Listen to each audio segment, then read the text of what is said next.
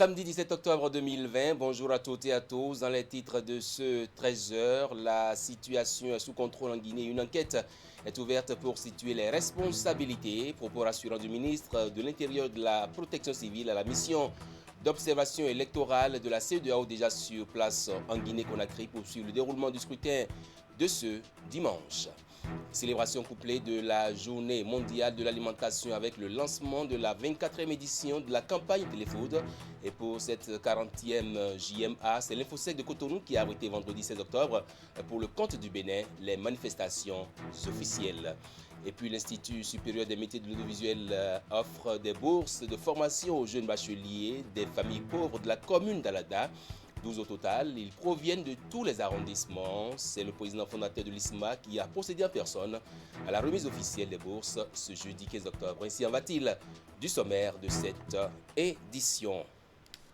Et pour démarrer, rendons-nous en Guinée. Le pays de Alpha Condé, de Cellou Dalein Diallo, s'apprête à vivre demain une journée électorale. Et s'il est un événement qui vient s'ajouter à la situation sécuritaire déjà préoccupante en Guinée, à quelques heures de l'élection présidentielle, des hommes en armes qui ont attaqué une caserne militaire avec pour conséquence la mort d'un colonel des armées. À l'annonce de cette mutinerie, la mission d'observation électorale de la CEDEAO, déjà sur place en Guinée-Conakry, à poursuivre le déroulement du scrutin, à échanger avec le ministre de l'Intérieur et de la Protection civile. La situation est sous contrôle et une enquête est ouverte pour situer les responsabilités, a-t-il confié au cours de cette rencontre.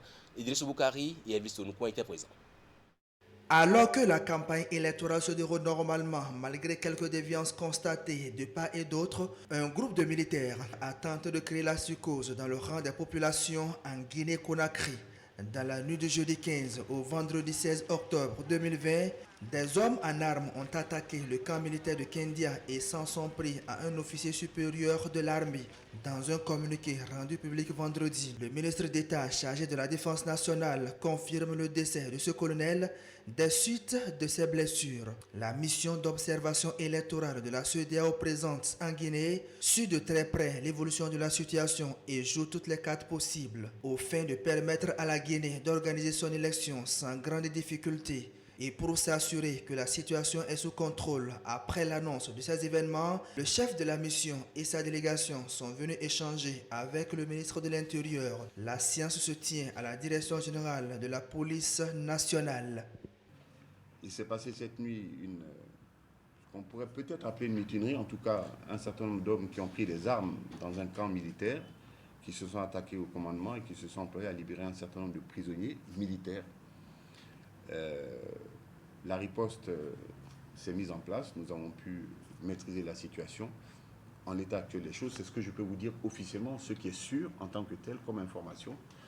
Et nous pensons que les enquêtes vont nous permettre de définir effectivement les circonstances dans lesquelles ces événements se sont déroulés, quelles en sont les motivations et quels enseignements on peut en tirer par rapport au processus électoral, même si a priori, il ne semble pas être directement lié au processus électoral en tant que tel.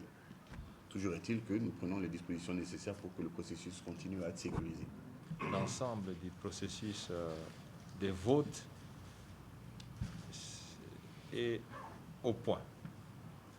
Et que, comparativement aux années passées, ce processus semble moins souffrir de contestations comme ça a été le cas. Et ce qui donne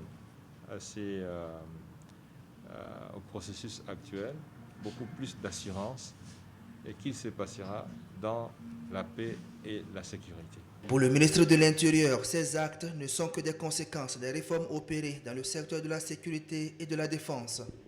La délégation de la CEDEAO est rassurée et les autorités en charge des questions de sécurité disent avoir pris toutes les dispositions pour assurer la quiétude de tous les citoyens qui vivent sur le territoire de la Guinée-Conakry. Il y a eu 4000 personnels qui ont été dégagés de l'armée. Contents ou pas contents, il y en a qui sont velléitaires. Ce sont donc des velléitaires radiés qui se sont attaqués à une caserne. La situation est sous contrôle et le chef d'état-major m'a rassuré qu'ils vont déployer des patrouilles longue distance sur tout le territoire pour que vraiment l'élection se passe très bien. Donc au niveau des forces de défense, Je crois que nous avons l'assurance que ce n'était pas une mutinerie en tant que telle, mais c'est des velléitaires qui ont voulu profiter de la situation délicate quand même. Hein? Le dimanche 18 octobre donc, l'élection présidentielle aura lieu en Guinée-Conakry. Et contrairement aux informations partagées en boucle sur les réseaux sociaux, les événements de Kendia ne sont qu'un acte isolé sans conséquence sur le processus électoral. Le peuple guinéen est appelé au calme et à la sérénité et invité à sortir massivement le dimanche prochain pour accomplir son devoir civique en toute sécurité. Et pour ce dimanche, plus de 100 observateurs électoraux ont été dépêchés en Guinée par la commission de la CEDEAO pour suivre le déroulement du scrutin présidentiel donc de ce 18 octobre. Ce déploiement a été précédé d'une séance de briefing avec le chef de la mission et le commissaire aux affaires politiques, paix et sécurité de la CEDEAO. C'est pour leur permettre d'avoir une connaissance du contexte politique et sécuritaire dans lequel ils vont travailler. Le point de la séance avec Idrissou Boukari, Elvis Tonoukouen. Contribuer à une élection crédible et transparente. C'est la raison de la présence de la mission d'observation électorale de la CEDEAO en Guinée-Conakry. La Guinée qui organise le dimanche 18 octobre prochain son élection présidentielle. Mais avant d'en arriver là, la commission de la CEDEAO a joué un rôle capital dans le règlement de la crise préélectorale, notamment à travers plusieurs missions de diplomatie préventive et de l'audit du fichier électoral qui constituait la pomme de discorde entre l'opposition, la société civile et le pouvoir en place. Et c'est dans la suite de sa mission d'assistance que l'organisation sous-régionale a dépêché les observateurs électoraux pour suivre le déroulement du processus des opérations de vote.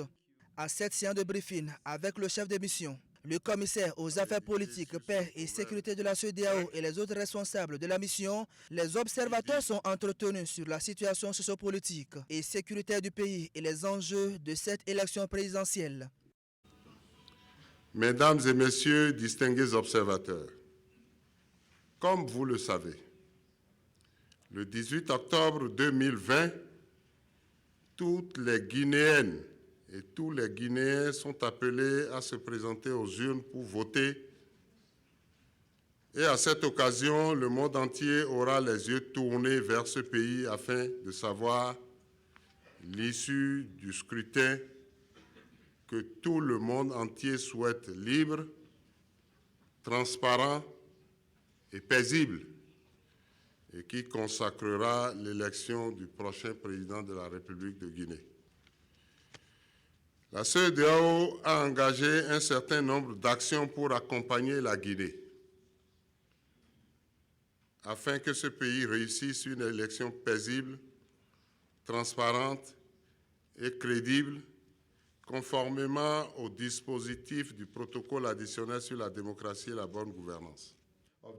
Plus de 100 observateurs ont donc la lourde responsabilité, veiller au bon déroulement du scrutin en toute impartialité. Vu le contexte politique dans le pays, la tâche est immense et le défi est grand. Mais compte tenu de leur profil et riche expérience en la matière, la CEDEAO est rassurée et le chef de mission entend une fois encore imprimer la marque de l'organisation sous-régionale dans ce pays avec une élection présidentielle non contestée. La CEDEAO attend de vous de faire montre de professionnalisme, d'abnégation dans l'observation du déroulement du scrutin du 18 octobre et rendre compte de façon systématique sur la base du dispositif mis en place par la division électorale de la CEDEAO. Il n'y a l'ombre d'aucun doute que sur la base de vos expériences individuelles en la matière, en collaboration avec l'équipe technique de la CEDEAO, vous ferez un travail de qualité, un travail irréprochable, et vous aurez ainsi contribué à la consolidation de la démocratie, la paix et le développement de la République de Guinée, pays membre à part entière de la CEDEAO. Nous, observateurs venus de différents États membres de la CEDEAO, sommes ici en République de Guinée pour apporter notre pierre d'édifice, c'est-à-dire donner les meilleurs de nous-mêmes en observant de façon objective le déroulement du scrutin. Après cette séance de briefing tenue à l'hôtel Kaloum de Conakry, les observateurs seront déployés dans toutes les régions du pays. Ils vont couvrir les centres de vote sur l'ensemble du territoire national. Leurs différents rapports serviront de base au chef de la mission qui fera la déclaration préliminaire au lendemain du vote. Retour au Bénin, Grand Popo, la cité balnéaire a accueilli jeudi les manifestations officielles de célébration par le Bénin de la Journée internationale de la femme rurale organisée sous l'égide de la Direction des affaires sociales du ministère des Affaires sociales et de la microfinance. L'édition 2020 a eu pour thème infrastructure durable, accès aux services publics et protection sociale, au service de l'égalité des sexes et de l'autonomisation des femmes et des filles des régions rurales. Le point de la cérémonie dans ce document signé Geoffroy Médecin et Ferrando. Le mot d'ordre ici, c'est ensemble, promouvons la femme rurale en consommant local. Et cette exposition qui se déroule à la devanture de l'hôtel de ville de Grand Popo dans le département du Mono montre un échantillon de ce que offrent des producteurs locaux, notamment les femmes aux consommateurs. Visitée par la ministre en charge des Affaires sociales, cette exposition est l'une des manifestations qui meublent l'organisation officielle de l'édition 2020 de la Journée internationale de la femme rurale au Bénin. Une journée internationale de la femme rurale n'est qu'une justice faite à la gente féminine. La présente cérémonie nous permet de rendre un vibrant hommage ou de témoigner notre gratitude à l'égard des esprits de nos vaillantes femmes qui inlassablement œuvrent pour la survie. Le 15 octobre de chaque année, il est célébré la Journée internationale de la femme rurale. Il s'agit là d'une occasion de célébrer le rôle décisif qu'elle joue en matière de sécurité alimentaire et de nutrition, mais aussi d'éducation et de santé. Le thème de la présente édition interpelle la reconnaissance des femmes rurales dans leur rôle et leur contribution à l'amélioration de la sécurité alimentaire et à l'élimination de la pauvreté dans le monde rural. La Journée internationale de la femme rurale était au départ sous le nom de Journée internationale des paysannes. Le thème retenu par les Nations unies cette année est « Infrastructures durables, accès aux services publics et protection sociale, au service de l'égalité des sexes et de l'autonomisation des femmes et des filles des régions rurales ».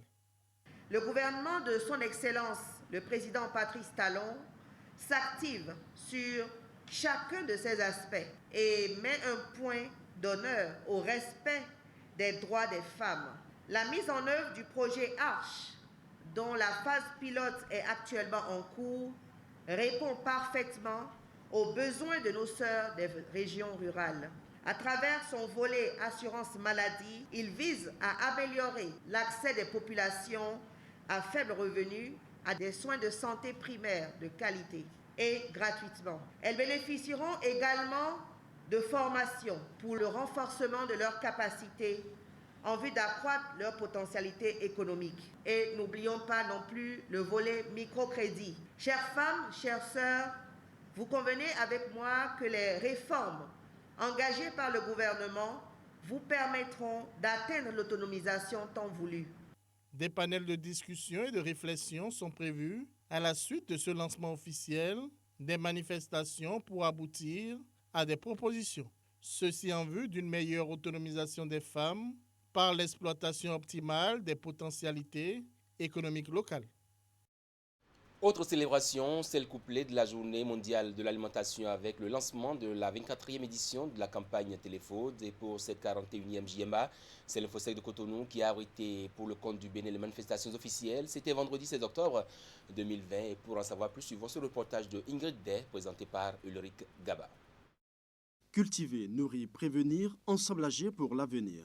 C'est le thème qui a mobilisé dans cette salle les acteurs de la chaîne alimentaire du Bénin et des partenaires techniques et financiers à l'occasion de la célébration de la Journée mondiale de l'alimentation édition 2020 au Bénin. Une célébration qui intervient dans un contexte marqué par la pandémie de la Covid-19.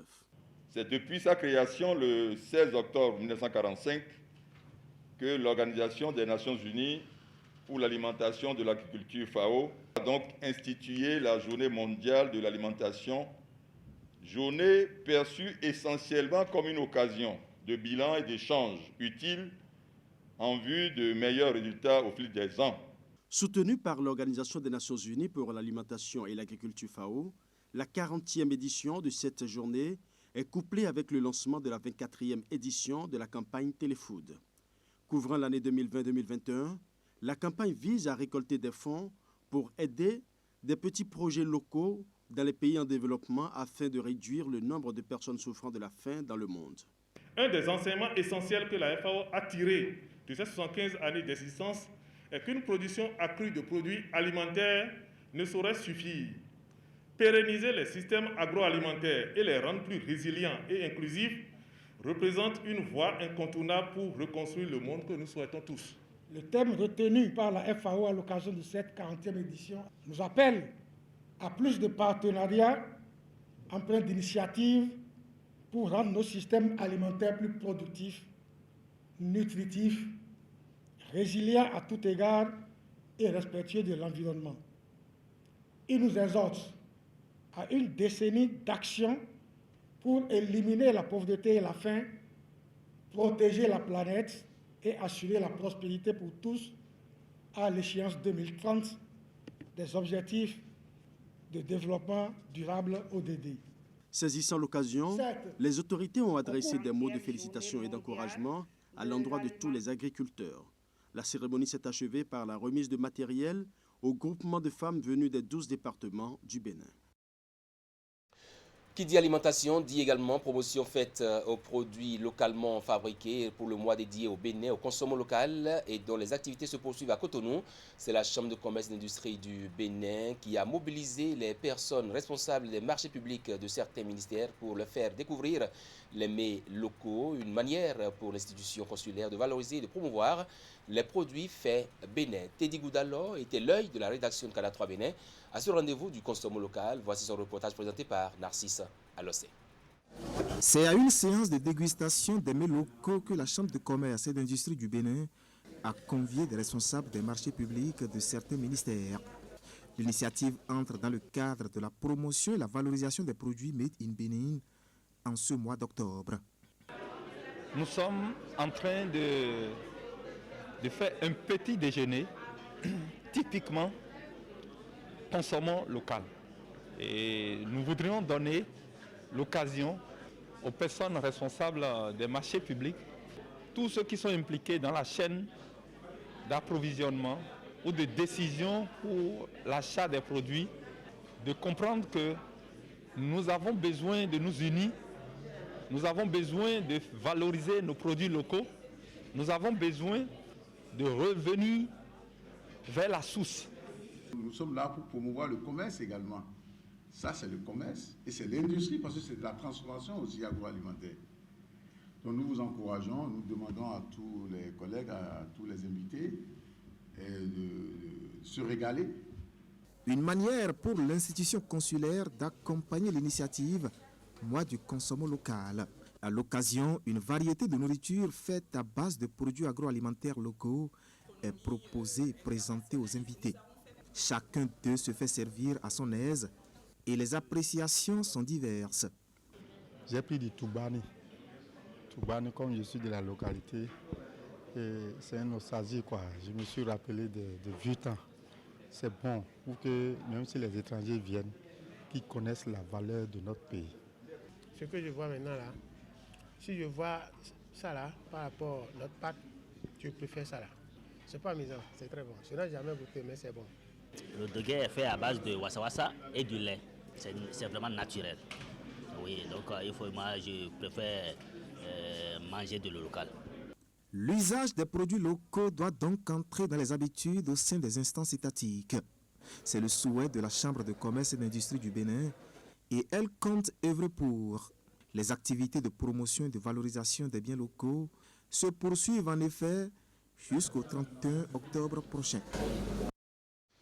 Installation des nouveaux membres du conseil d'administration de l'Agence nationale de la propriété industrielle à Cotonou. Au total, 7 membres venus de différents ministères et qui vont délibérer sur des questions liées à la propriété industrielle durant les 3 prochaines années. C'était jeudi 15 octobre sous la présidence de la ministre de l'Industrie et du Commerce. En images et son, la cérémonie d'installation de Teddy Goudalo présentée par Ulrich Gaba. Voici l'équipe qui a désormais la lourde mais noble mission de diriger le conseil d'administration de l'Agence nationale de la propriété industrielle ANAPI. Au nombre de 7, les membres sont officiellement installés dans leurs fonctions par le ministre de l'Industrie et du Commerce pour un mandat de 3 ans.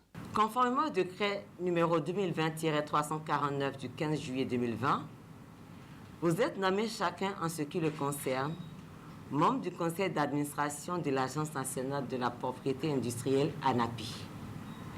Comme vous le savez, l'Agence nationale de la propriété industrielle, régie par les dispositions de la loi numéro 94-009 du 28 juillet 1994, portant création, organisation et fonctionnement des offices à caractère social, culturel et scientifique, est la structure nationale de liaison avec l'OAPI, qui est l'Organisation africaine de la propriété intellectuelle, et l'OMPI, qui est l'Organisation mondiale de la propriété intellectuelle, 2 organisations dont la République du Bénin est membre.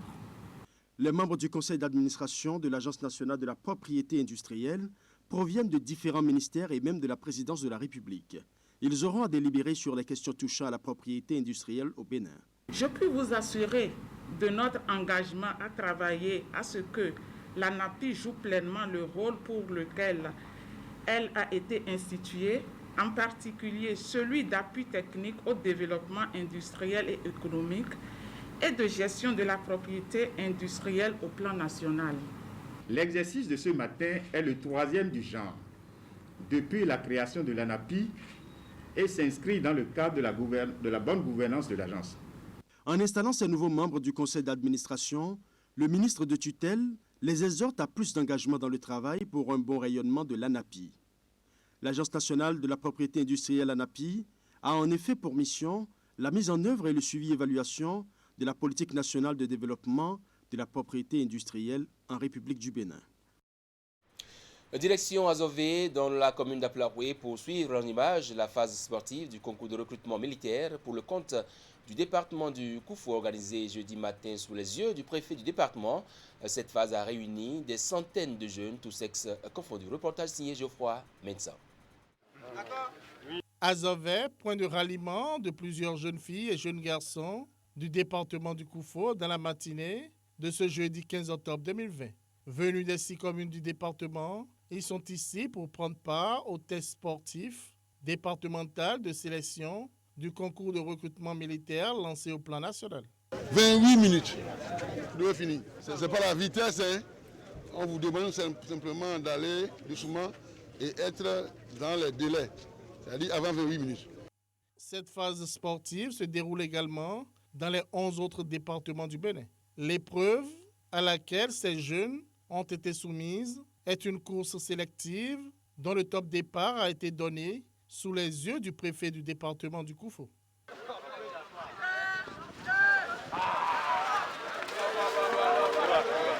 Les femmes ont eu droit à un parcours de 4 km et les hommes de 6 km.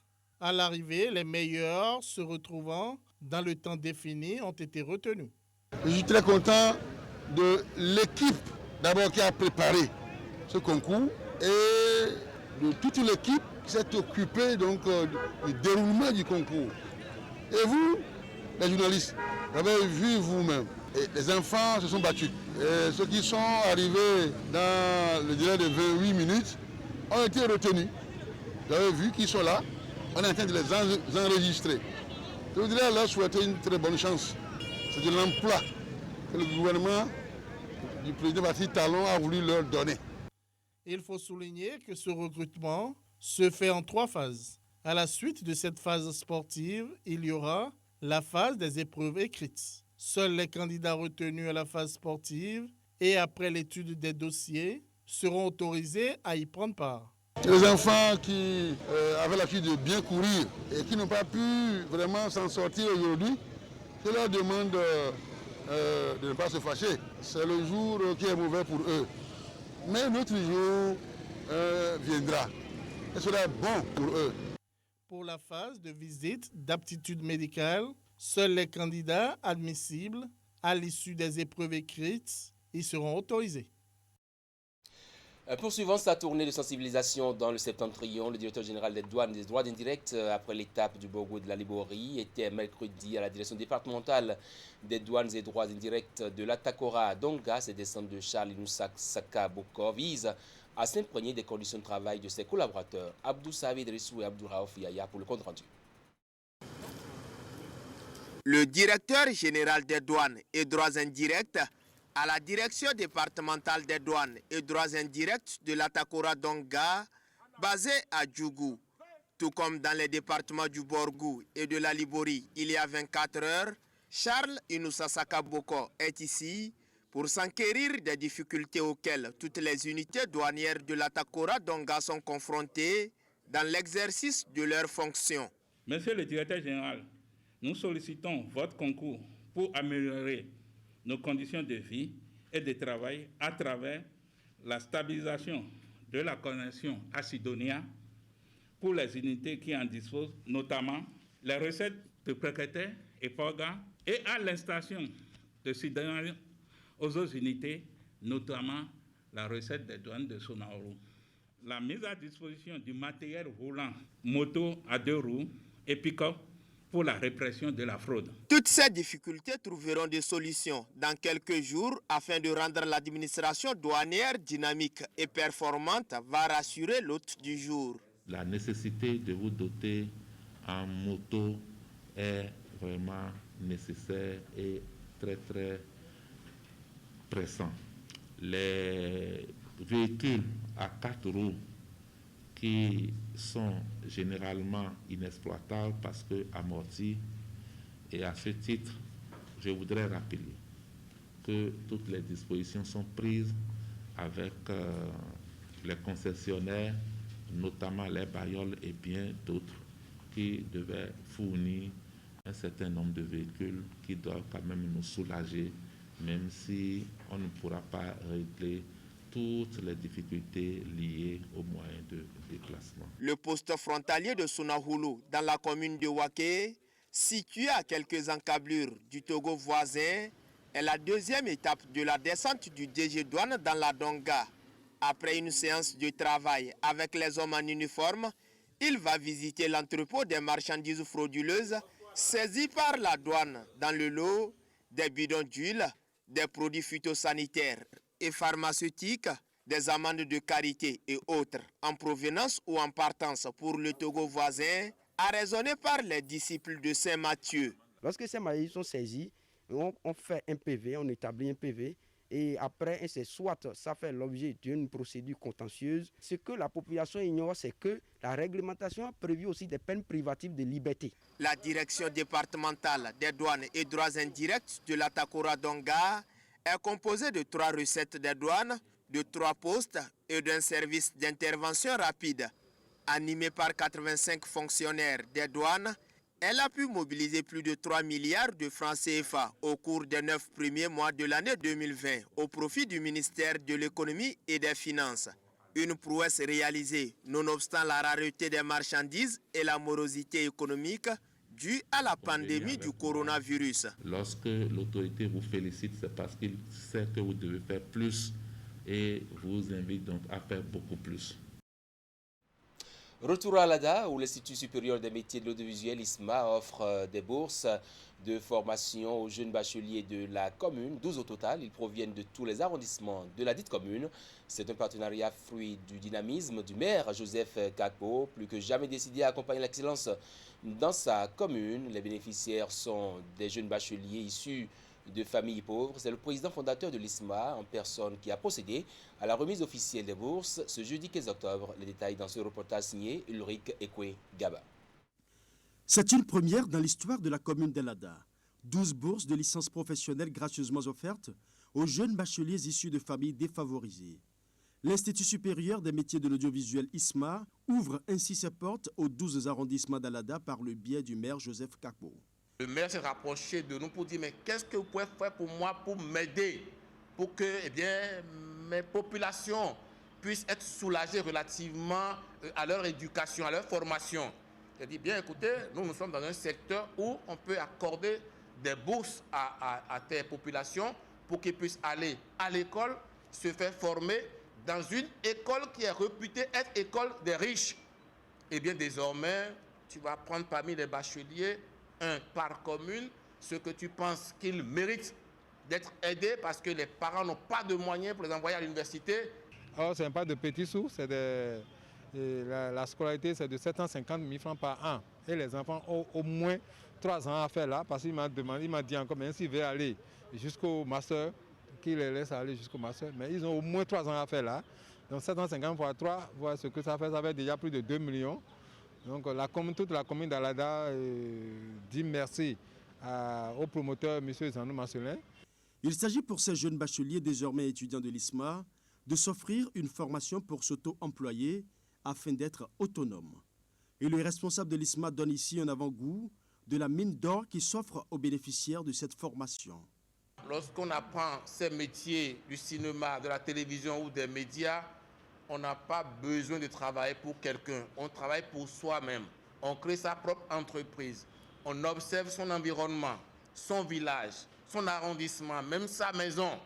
Et on a une idée flash qu'on transforme en image et son. Et lorsque votre film est retenu pour aller à un festival, eh bien, on vous envoie un billet d'avion. Vous êtes logé là-bas à l'hôtel aux frais de l'organisateur du festival.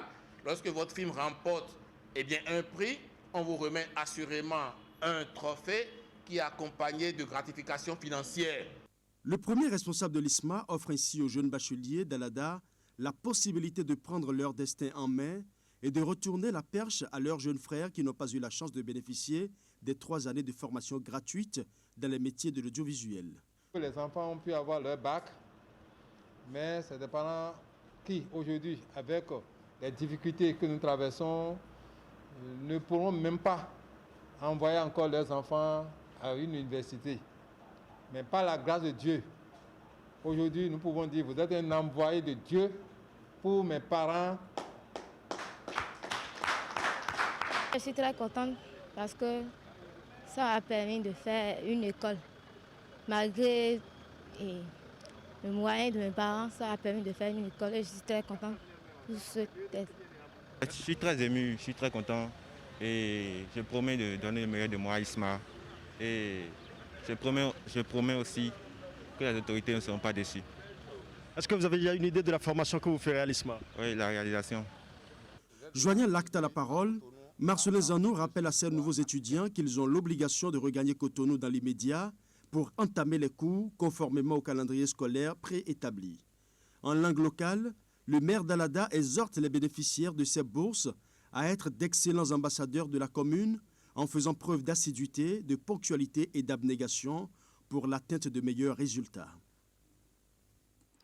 Quelques jours seulement après la remise des motos devant servir désormais à la précollecte et à la collecte des déchets solides dans l'espace Grand Okoué, les conducteurs de ces engins sont en formation. Site retenu, le centre Codiam de Cotonou pour leur inculquer quelques notions d'utilisation et d'entretien de ces engins. La société de gestion des déchets solides et de la salubrité dans le Grand Okoué leur donne ainsi une formation adaptée à l'usage de ces tricycles. La Semoukaya Songon, Henri Ganti. L'utilisation des 250 mototricycles remises et la seconde moitié à venir doivent être bien maîtrisées. Et c'est ce que vise la formation qu'organise la Société de gestion des déchets et de la salubrité du Grand Okoué au profit des formateurs des agents des petites et moyennes entreprises. Je voudrais que ceux qui sont là vraiment suivent attentivement ce qui va être donné comme formation et que à la suite de cela, vous puissiez très rapidement organiser cette formation à vos collègues ou collaborateurs. Parce que le lundi, à partir de 11h, vous devez commencer par recevoir les tricycles pour les utiliser. Les petites et moyennes entreprises sont chargées de la précollecte, de la collecte, du transport des déchets et de l'assainissement dans 5 communes, Cotonou, Ouida, Alada, Semepodi et Porto Novo.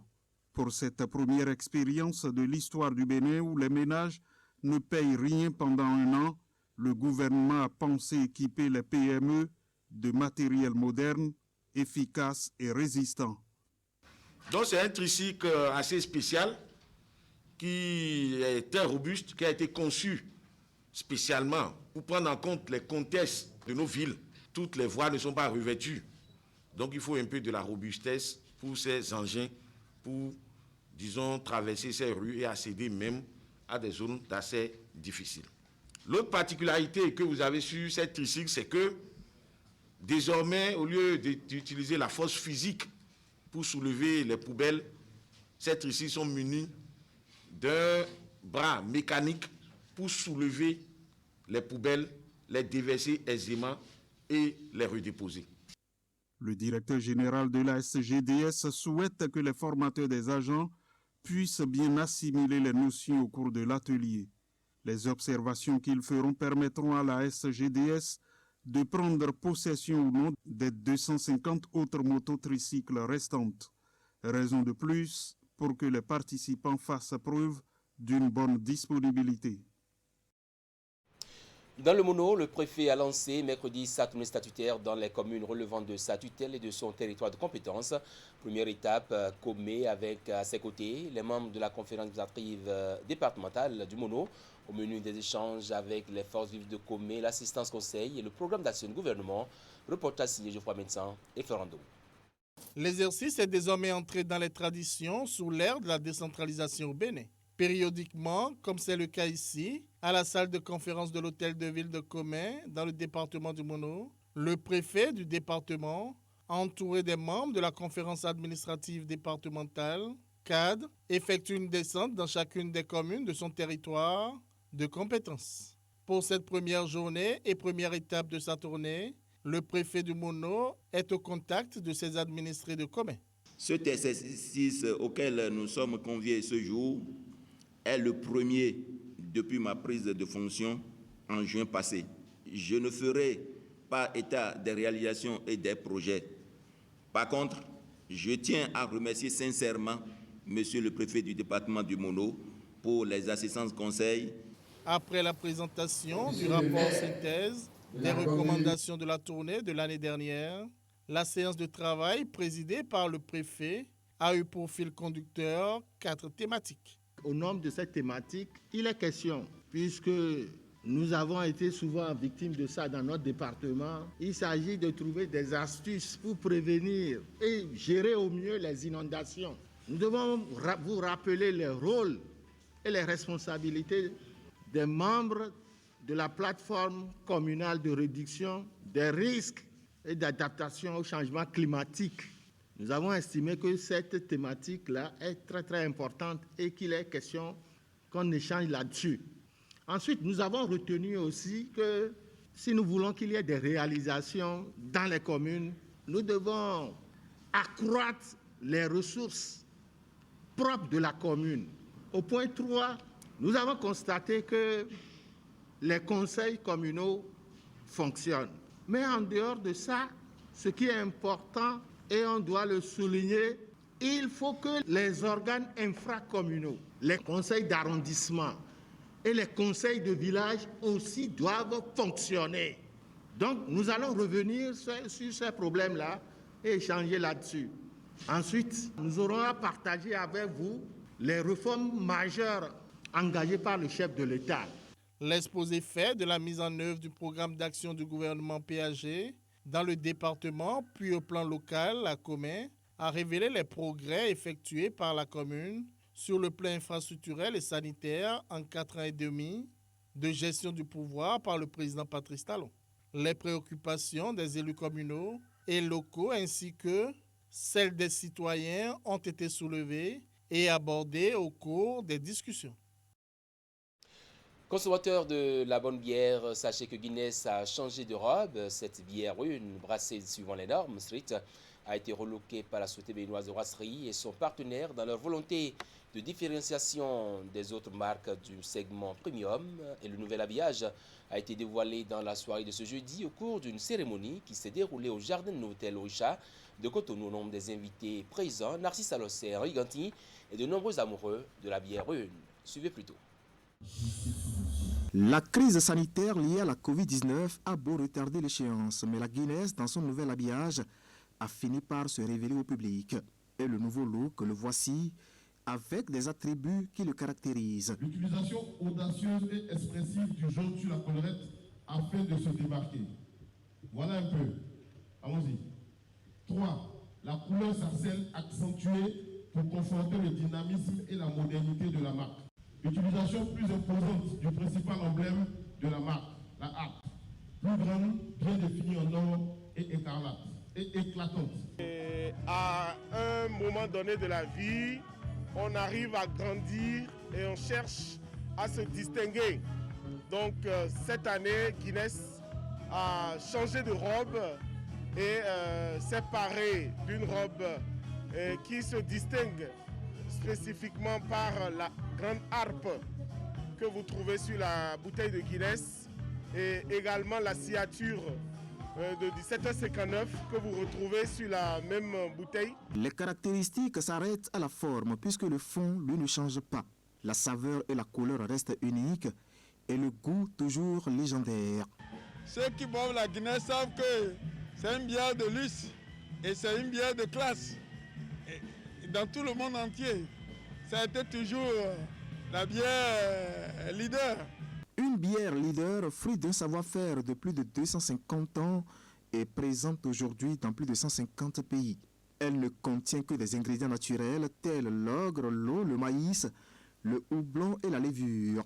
Des composantes tout aussi prestigieuses que cette soirée de présentation.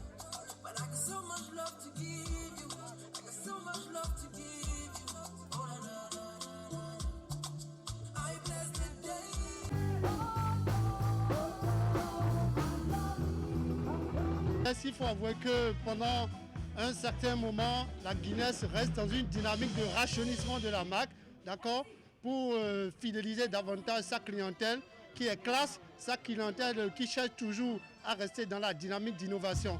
Donc c'est une réponse, d'accord, aux consommateurs férus de la bière brune de type de classe supérieure, d'accord, pour rester toujours accrochés à ce qu'ils aiment beaucoup.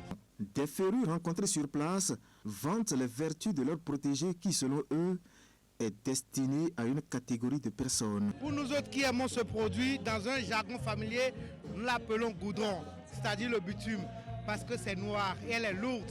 Et c'est pour les personnes âgées, c'est pour les personnes responsables qui sont en quête de fortes sensations. C'est ma bière préférée. Beaucoup de gens me connaissent sur le pseudonyme de Oui ou rien. Jusqu'à demain, quand tu prends, tu défèques tranquillement, léger, sans gêne, tu n'as pas de souci à aller à la selle, te mettre à l'aise. C'est une très bonne bière. Donc une très bonne dégustation à vous. On boit de façon responsable. On respecte également les gestes barrières pour que tout se passe très bien. C'est la troisième fois depuis 2003 que cette bière change d'habillage. Le produit reste toujours disponible en format 65 centilitres et 33 centilitres dans tous les points de vente et sur toute l'étendue du territoire national au prix de 700 francs CFA le format 33 centilitres et 1300 francs CFA le format 65 centilitres. Merci. Vous l'aurez constaté avec moi, les formats sont restés inchangés pour une marque qui se rajeunit. La harpe et la signature sont remises au goût du jour. Bonne dégustation à vous. Merci de m'avoir suivi et bonsoir chez vous.